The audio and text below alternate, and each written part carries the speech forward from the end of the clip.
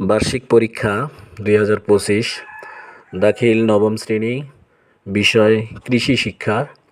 এখন আমি দাখিল নবম শ্রেণীর কৃষি শিক্ষার সৃজনশীল সব প্রশ্নের আলফাতা গাইড থেকে উত্তর দিচ্ছি।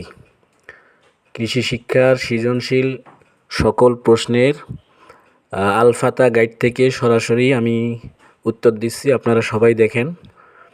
এটা হচ্ছে 1 নং প্রশ্ন। দেখেন, সৃজনশীল 1 নাম্বার প্রশ্নের কর যেটা উত্তর সেটা এখানে দেখা যাচ্ছে। অভিযোজন কাকে বলে? আমি ভালো করে বুঝা দিচ্ছি। সৃজনশীল 1 নাম্বার প্রশ্নের কর উত্তর হচ্ছে অভিযোজন কাকে বলে। আমি স্ক্রিনে যেটা দেখাচ্ছি এটা হচ্ছে সৃজনশীল 1 নাম্বার প্রশ্নের কর উত্তর। আপনারা সবাই খাতায় লিখে নেন, এভাবে খাতায় গিয়ে লিখবেন।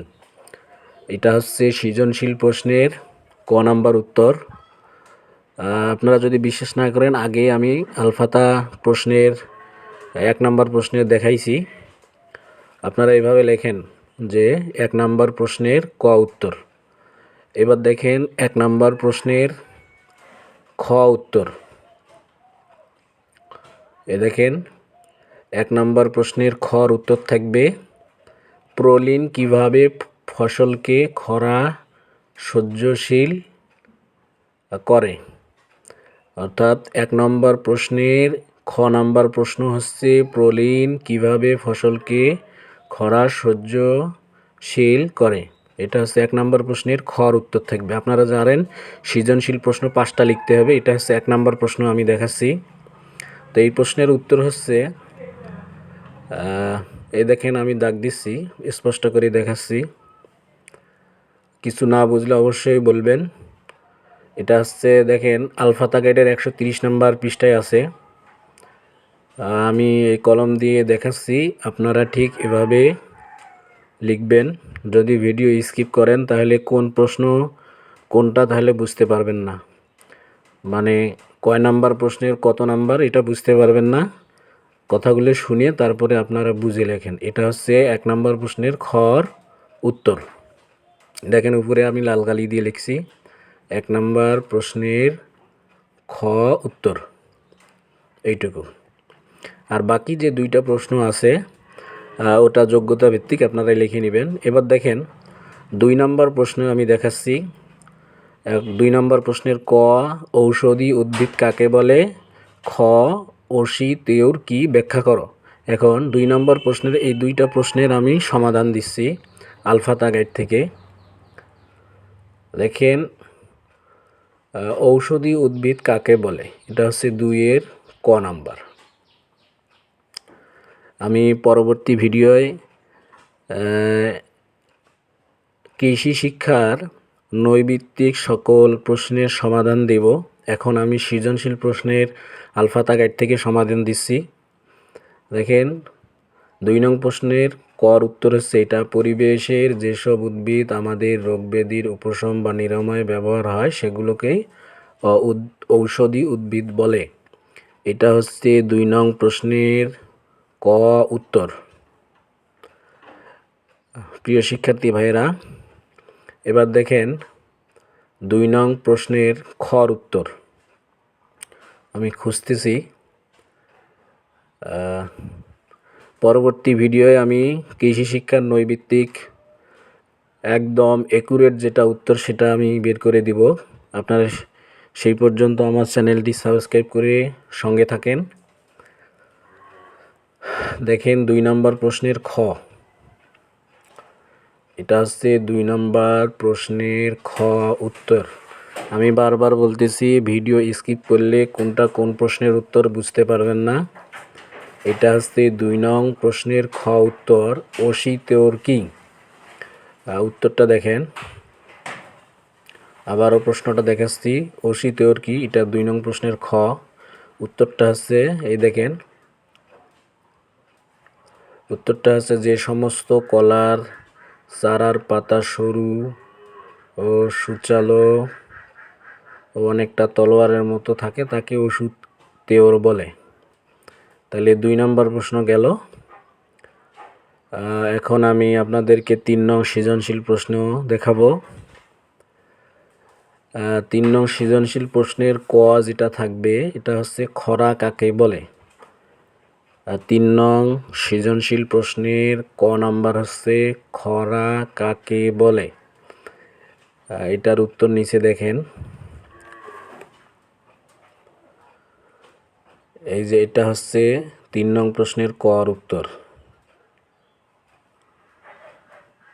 আপনারা দেখেন।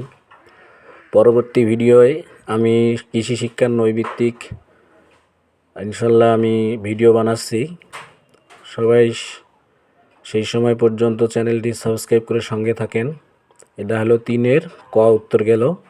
এবার 3-এর খ উত্তর দেখেন।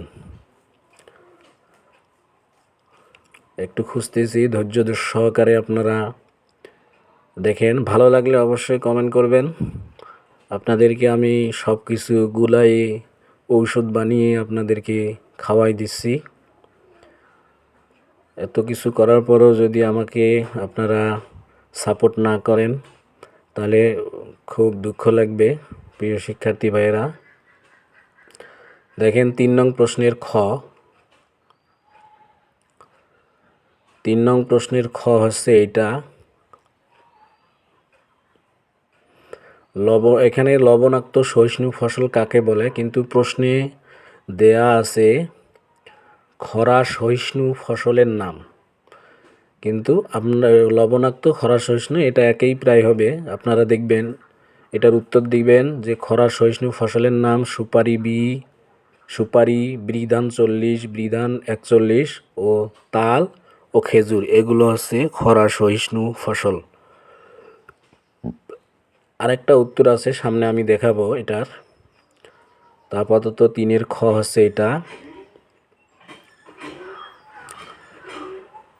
তারপরে আসেন 4 নাম্বার সৃজনশীল প্রশ্ন আমি এখন দেখাবো। আপনারা দেখতে পাচ্ছেন, দেখেন 4 নাম্বার সৃজনশীল প্রশ্নের ক।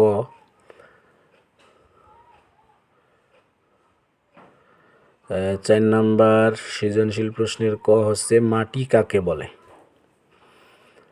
মাটি কাকে বলে এটা হচ্ছে 4 নাম্বার প্রশ্নের সৃজনশীল প্রশ্ন উত্তর।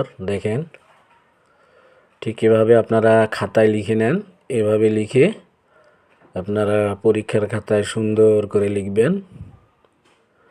আর পরীক্ষা কেমন হয় না হয়, প্রশ্ন কেমন কমন পড়ে অবশ্যই আমাকে কমেন্ট করে জানাবেন। 4-এর ক উত্তর গেল। প্রিয় শিক্ষার্থী ভাইয়েরা, পরবর্তী ভিডিওয়ে আমি উচ্চতর গণিত নৈর্ভিত্তিক এবং কৃষি শিক্ষার নৈর্ভিত্তিক সমাধান দেব। আপনারা সবাই পাশে থাকেন। যাদের উচ্চতর গণিতের সমাধান লাগবে, জীববিজ্ঞানের সমাধান লাগবে, অবশ্যই কমেন্ট করে জানাবেন। দেখেন 3-এর খ বলছে যে খরা সহিষ্ণু একটি গমের জাতের নাম লিখো। আপনারা খুব খেয়াল করে শোনেন, 3-এর এই প্রশ্নটা আপনাদের সংক্ষিপ্ত প্রশ্নে আছে। উত্তর হচ্ছে বাড়ি গম 20। খরা সহিষ্ণু একটি সরি এটা হলো গমের নাম। আপনাদের সম্ভবত আছে হচ্ছে পাট গাছের নাম আছে। আমি প্রথমেই প্রশ্ন দেখাইছি। আমার অন্য আরেকটি কৃষি শিক্ষার আর ভিডিও আছে, সেখানে আমি প্রশ্নগুলো আলোচনা করছি, ওখান থেকে আপনারা প্রশ্নগুলো দেখে নেবেন। যারা মনে করতেছেন আমি ভাউতেবাজি করতেছি, তারা বিশ্বাস না করলে আমার চ্যানেলে কৃষি শিক্ষার প্রশ্নের সুন্দরভাবে লেখা আছে, ওটা দেখে নেবেন।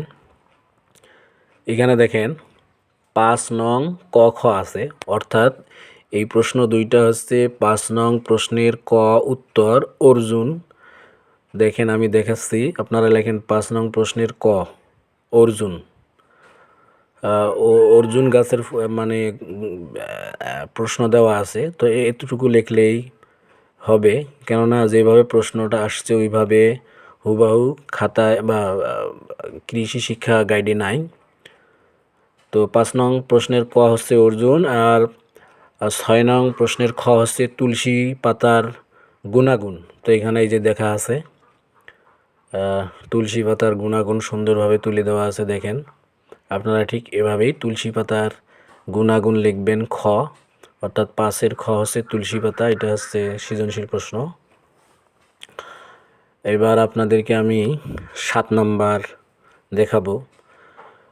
প্রিয় শিক্ষার্থীরা, আপনাদেরকে সৃজনশীল প্রশ্ন মোট 5টা সম্ভবত লিখতে হবে, এই জন্য 6 নাম্বারটা দেখালাম না, 7 নাম্বারটা দেখেন। আমি 7 নাম্বারটা এখন যেটা দেখাচ্ছি এটা হুবাহু প্রশ্নে আছে, এখানে যেভাবে আছে ঠিক এভাবেই লিখবেন।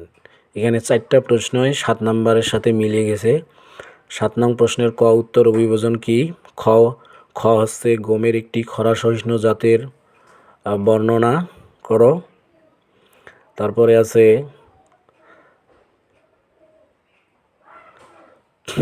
দেখেন প্রশ্নগুলো, এই 7 নাম্বার প্রশ্নে যা দেখাচ্ছি এটা হুবাহু আপনাদের প্রশ্নে আছে, ঠিক এভাবেই কর উত্তরটা লিখবেন।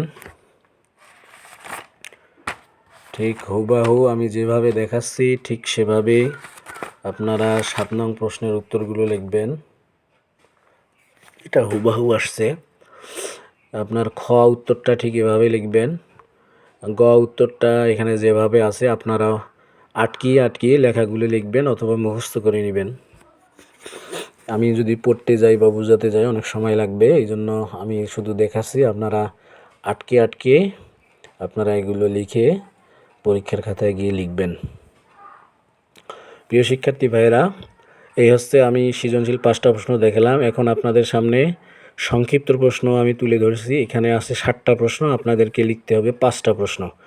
আমি এখন গাইড থেকে 3টা প্রশ্নের উত্তর এখান থেকে পেয়েছি। দেখেন, সংক্ষিপ্ত প্রশ্নের উত্তর সমাধান দিচ্ছি।